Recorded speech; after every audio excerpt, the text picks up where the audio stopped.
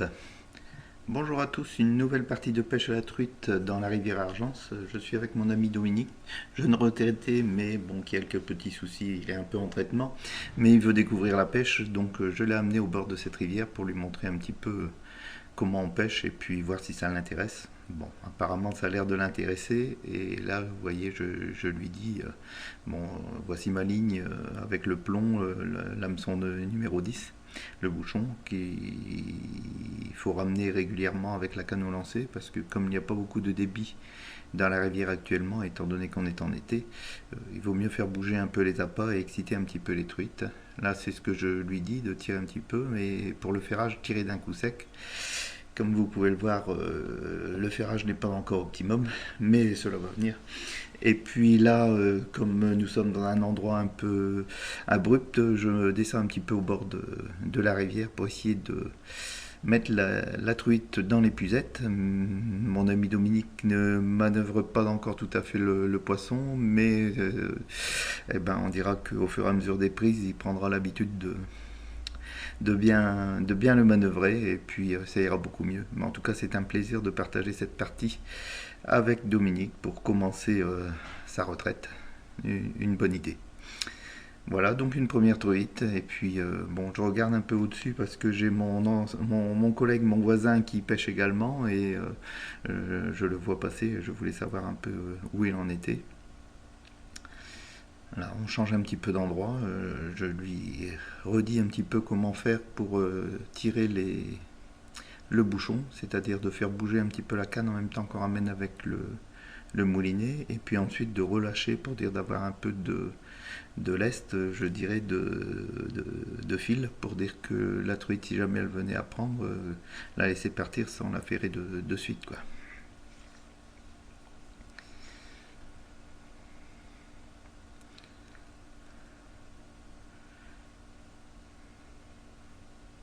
Donc voilà, c'est les débuts, hein, il faut s'y faire, puis ça viendra bien vite.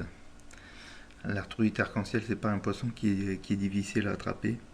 À partir du moment où il est dans le coin, il faut ferrer au bon moment, et puis un peu l'exciter si on veut qu'elle vienne manger nos teignes ou nos vers de farine, nos vers de terre, etc.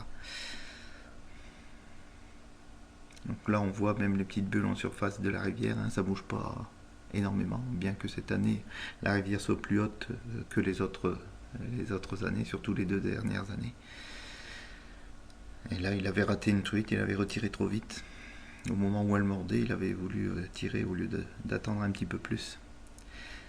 La truite prend, relâche et reprend souvent, donc il vaut mieux la laisser partir une seconde fois. Donc il remet au même endroit.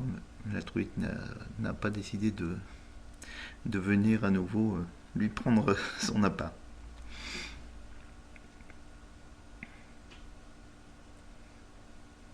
Voilà, donc expérience du lancer aussi.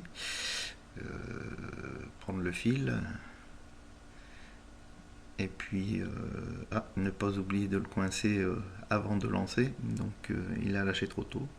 Bon, pour bien, c'est tombé dans les ronces, mais il va s'en sortir tout à fait honorablement. Le bouchon va bien remonter, pas d'accro, c'est magnifique. Allez, un petit lancer, on rabat le clapet du moulinet lancé, et puis on va faire un petit lancer. Bon, pas trop loin parce que la rivière n'est pas très très large, mais bon, c'est déjà un début de maniement du lancer. Donc là, je vais lui montrer, je vais lui dire, tu vois, si tu veux avoir un peu plus de lest, eh ben, lorsque tu as terminé de lancer, que tu as rembobiné, tu as tiré, tu rouvres le clapet et puis tu laisses aller du fil une première fois en tirant la carte. Et puis comme ça, là, je dirais, le bouchon peut aller beaucoup plus loin dans la rivière, et on peut pêcher bien en aval de la position où l'on est.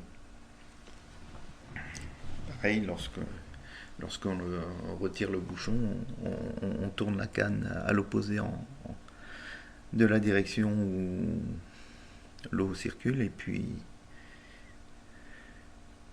on rabat après la canne de façon à garder un petit peu de, comme je l'ai dit tout à l'heure, un petit peu de fil en cas de morsure.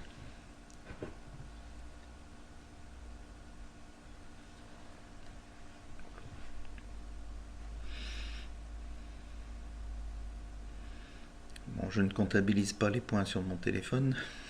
J'en profite pour regarder quelques petits textos, savoir si Marc a attrapé quelques truites en amont dans la rivière.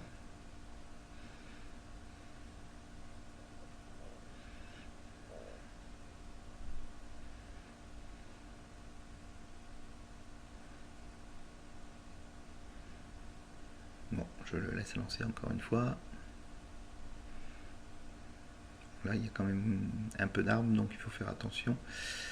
Éviter les branches, c'est tout le plaisir de la pêche.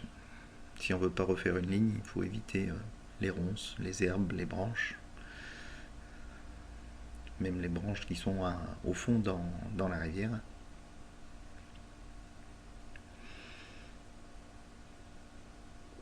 Donc là, moi, je vais jeter un petit peu plus loin en aval, puisque le bouchon a décidé de ne pas aller jusqu'aux branches d'arbres en face.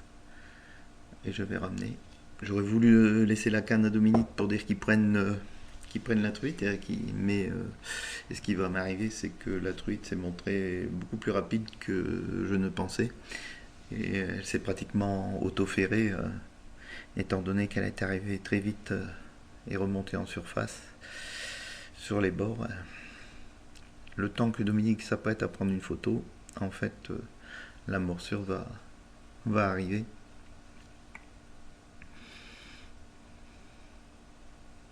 On va voir, je vais ramener ma canne là, comme vous voyez, un petit peu pour l'exciter. S'il y a du poisson dans le coin.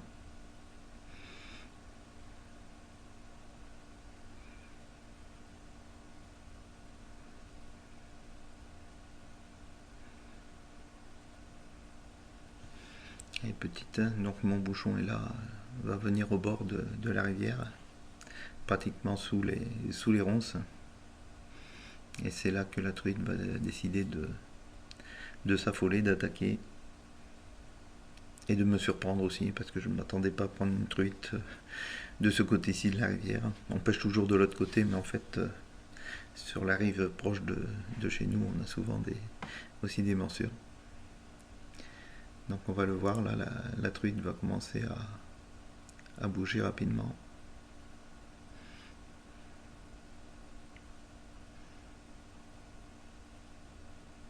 Voilà, je vais ramener et vous allez voir, elle va être en surface.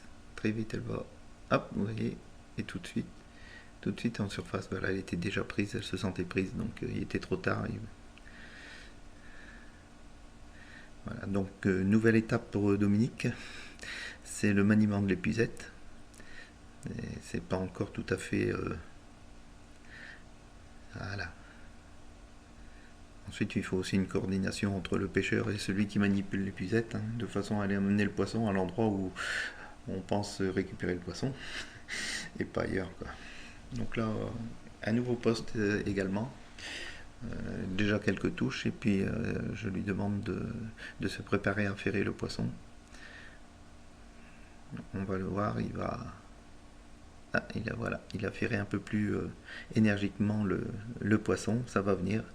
Pour les prochaines prises, il sera prêt. Voilà, donc il ramène, et là pareil, c'est maniement du poisson au bout de la canne. En ramenant trop le fil, on ne peut pas trop le manipuler.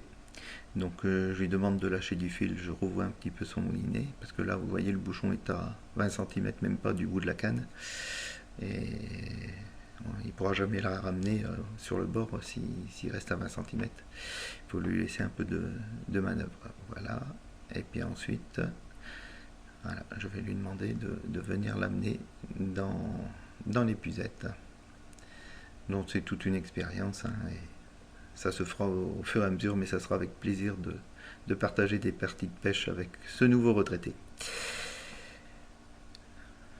Voilà donc les prises du jour, la petite leçon de pêche pour mon ami, et puis on se dit à très bientôt et pour de nouvelles aventures. Voilà, ce que j'ai trouvé dans les estomacs des écrevisses, des truites, des yeux d'écrevisse, si vous les regardez sur internet, vous pouvez voir ce que c'est lors de la mue de l'écrevisse. Voilà, je vous souhaite une excellente journée et vous dis à bientôt.